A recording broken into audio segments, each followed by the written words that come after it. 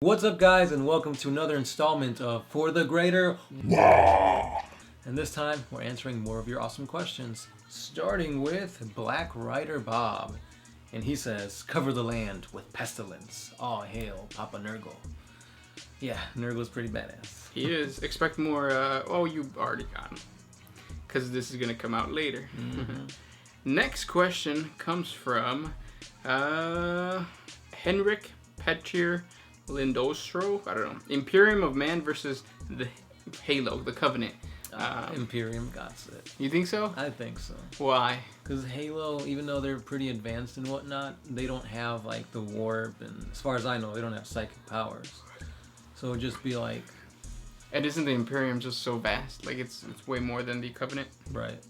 Cool. Alright.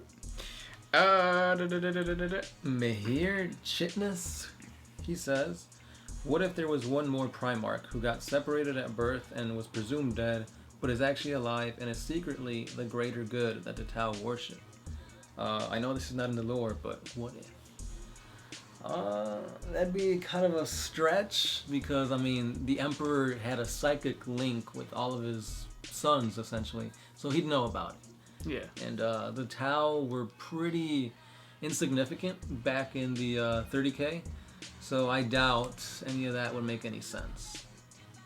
So, yeah. Sorry, but if you can find some lore to back that up, let us know. Yeah, and at the same time, the greater good isn't a person. The greater good is like an ideology. Yeah, it is an ideology.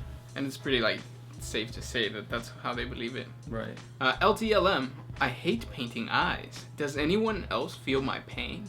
I do, yeah. When I used to paint, they were really tiny, so I just kind of glossed over it and hoped nobody paid attention. It was really hard too, because even if you have a fine tip, even if you get a bubble big enough, like it might mess up your entire face, and then you got to redo the face, which sucks. Kyle Pennington says, do you guys think Harlequins are like how you mentioned the Grey Knights are? Should have been a supplement or part of the main codex rather than a whole race? Who? The Harlequins. He's saying basically he feels that the Harlequins shouldn't have gotten their own codex. They should just be like a supplement or as part of the Eldar codex.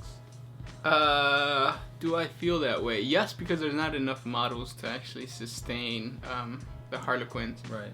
But I don't want to get rid of them. They're awesome. Yeah, like we said before, we need their lore to expand in order for it to be more of an enjoyable, playable race. Yeah, but I do see how it could just what other model can we come out with for the Harlequins? It would just be stretching it out. So supplement would have been nice. Yeah. Vladimir Ryu, Tau are almost as arrogant as the Eldar. Sometimes. They won't ally with anyone unless they strongly benefit from it. Well, they ally with all these races that they join with. Although, if they don't ally with them, they'll kill them outright. So. Yeah. Yes and no. Charles Lockwood. Love to see a video more about alien life in the Warhammer universe, and maybe about different types of chaos units. Coming up. Well, technically, by the time this is out, it's already out. Mm-hmm. So, it's going to be chaos demons. Yeah. It's another Trump thing. Yeah. We're gonna gloss over that one. Terror Blades says, "Yay, my question got in." Because that's how he wrote it. Yeah, that's exactly what he sounds like. Also, could y'all make a video about Marines versus Imperial Guard and about the different types of Imperial Guard armories? And then he's got two questions for us. What 40K game, computer or console, do you think is the best?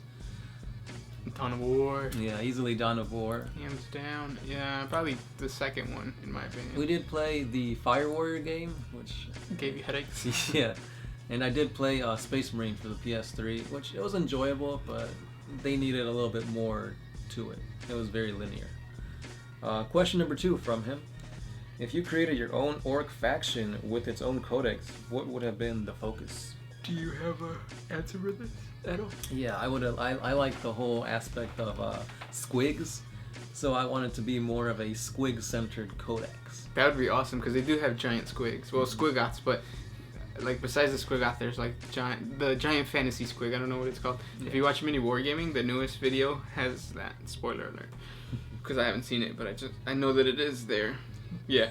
Okay, so my orc faction would be centered around mechs, but it would be a supplement, and it would create a clan of mechs led by a big mech, and it would make Killikans, Death Dreads, and like the Gorgonauts and Morkonauts actually playable. Especially the Killikans and the Death Dreads, because they're awesome models, but you can't play them because they get killed by Imperial Titans, or no, what is it? Imperial Knights. Imperial Knights, yeah. Or they get killed by a group of Tau Fire Warriors, I don't know. Yeah, I mean, they're pretty shitty. Every time he brings them, they always get massacred. No matter what unit goes against them. So supplement centered around big mechs, centered around, what is it called? Walker Battalions. Yeah, it sounds pretty G. Yeah. LTLM. Would you be a Eldar or a Dark Eldar? Eldar for me. Yeah, me too. Even though Dark Eldar would be kind of cool, because, you know, you get to join the what are they called? The Covens? The Covenants? Something like that. Yeah. Yeah. No, but the pleasure cults. Pleasure cults. That's what I was thinking. But I'm pretty sure it would suck after a while. Man, you are kind of a space pirate in a way. That's cool. Yeah. So, it's very tempting. Yeah. LTLM once again. Do you have hobbies outside of 40K? Sorry, that's all we do. 40K is our life. Actually, when we turn off this camera, we just go our separate ways and we just focus on making videos for you guys because we love you guys. Yeah. Ben Smith. What would Hillary Clinton and Bernie Sanders be in 40K universe? Sanders easily the Tau, I feel. You know what this is what would happen. Well, what would Hillary be? I feel like she'd be like an Inquisition kind of a lady. Yeah. I think that Bernie Sanders would be a rogue trader, and he's gonna show up to this like civilization, or he's gonna come back from the fringes of the Imperium, and he's gonna come back to a planet, and he's gonna be like, "Yo, I've been going around everywhere, and it turns out that there's these guys called the Tau. They're pretty much not that bad, and they're pretty cool." And then the Imperium was like, "What, really? Tell us more." Like, yeah. And then there's this race called Squats. They have awesome technology, but the Imperium doesn't want to bring them in. I don't know why. And then they're like, "No, we should vote. We should make him our new leader." And then the High Lords of Terra find out. They're like, "Oh shit, we got to do something." So they send Hillary Clinton out there, and then they're battling and whatnot. And then it comes down to a vote, and most people are voting for, of course, rogue trader Bernie. But then that piece of shit that we talked about that other time drags a bunch of voters away from them, and then the Imperium puts the High Lord of Terra, aka Hillary, back in control. And that's what I think. Very analytically. Well, it's a lore. It's a lore thing behind it. You analyzed it, and it's very logical. So basically, we end up just being in the same spot. Right. Nothing really changes. No. Matthew De Leon. Where's that at?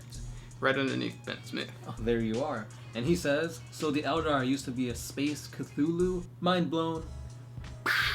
Kinda. Because Cthulhu, aren't they like super squids. beings, aren't they? Well, because you said they originated from like a squid race. Yeah, like a slug. Yeah, and like Cthulhu is only like a god or something like that. Yeah, but he's a god. He's what the old ones were based off of. So if anything, it would be like offsprings of Cthulhu. Yeah. Keegan Harmon, please stay away from the political stuff. Oh, damn, sorry. Oh, shit. We should have read that first. Yeah. It won't be good for you nor the watchers. 40K politics, FTW. What's FTW mean? For the win. Yeah. Well, it was 40K politics because we talked about rogue traders. Because did you know that rogue traders are so high above, or they believe that they're so high above, other Imperial higher-ups, that when they come into a planet, usually there's a war. Bet you didn't know that? Yeah, so I guess just take away the names and you've got 40K politics right there. Yeah, right there, man. And De Leon Francis 60. Loved your lore video, guys. Question. Guys, is Captain Titus from Space Marines, is he a sensei or what? A sensei. Everybody seems to think so, but they haven't really, GW at least haven't really addressed the fact, so. I'm pretty sure there's different writers. Right, so. He may be, I feel like he is, but we'll never know for sure. Kyle Mooney. Weebs are everywhere. Wait, no. Kiss anime is bookmarked on my computer. Yeah, there is literally weebs everywhere. What's a weeb? I'll explain it to you one day. What? Eli Mason, where do you guys think the Ethereals came from? That's a good question. Yeah, because they kind of just showed up out of nowhere, and it's like, hey, Tau, stop fighting amongst yourself, and let's become powerful, but under our leadership. So, I don't know. I think that they were, I think it was probably either, because they resemble more fire. No, not Aircast. Because Aircast is tall. Fire Warriors are short but muscular. Yeah. Earthcast are stocky. They're stocky. What's the fourth one? Water.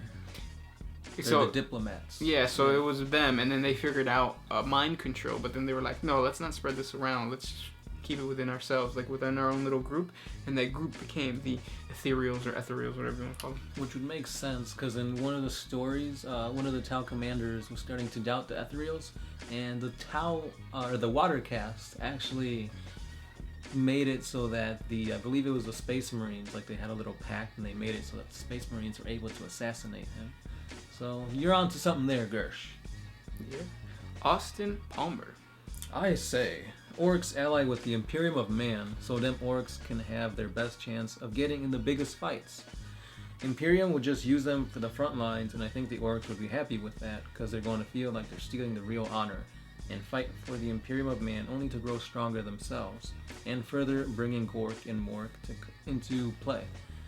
Plus, you like to have an army of orcs, knobs riding big old space wolves wielding power claws and shields. Do it, man. Just convert it. And then, so this is what I'm going to do. I'm going to take the Boar Boys, and I'm going to, put guns on them or whatever. And the lore behind that is, you could say that those space wolves, well, there wouldn't be space wolves, those wolves were bred in a world where the mass was extremely heavy, so they're just really, really muscular. They look normal, but when they go to any other planet, they can just like run. And then you put the knobs on there, and you got knobs with bikes, or you play them as knobs with bikes. And then if your friends tell you can't do it, then they stop being your friends. Go find some other friends. Simple as that. Wait, what was his question? Did we even answer his question? Oh, he was just making a statement that orcs ally with. Yeah. At some point, though, really quick, the orcs are gonna be like, you know what, you humans are squishy. Let's fight you too. Mm-hmm. And then even bigger war happens. Yeah. Gage Lesto, One Mind Syndicate. Did you know that the mankind god is feeding Nurgle? Yeah. Lord Fire Ice, hey OMS, cool as always. Here's another question for you. If you guys could kill any two gods, but at the cost of giving empowerment of 25% to all the remaining gods, who would it be? This would include Gork and Mork, the Emperor, any Eldar gods, and any that are not dust, the Ruinous Powers, and the Nightbringers. So, everybody. Yeah. Except the Emperor, right? Yep. No, the Emperor's on there too. Yeah. I'd kill the Emperor. Who would you kill? I feel like it would be Khorne and Nurgle. Interesting. Two powerhouses. Why? Nurgle, because I mean, even though he has really badass lore, the thing that makes me hate him is that he has, I believe it's Aisha, yeah, imprisoned, and she's like the goddess of like healing and all that, and I really want her to be free.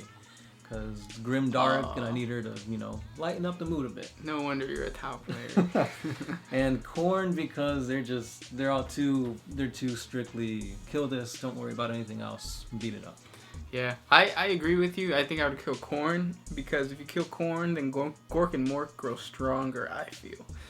Way more than 25%, because Gork and Mork are all about aggression, and the orcs have to be the best or whatever, which is killing. And then if you get rid of Khorne, all of that extra aggression, I think, would go to those gods.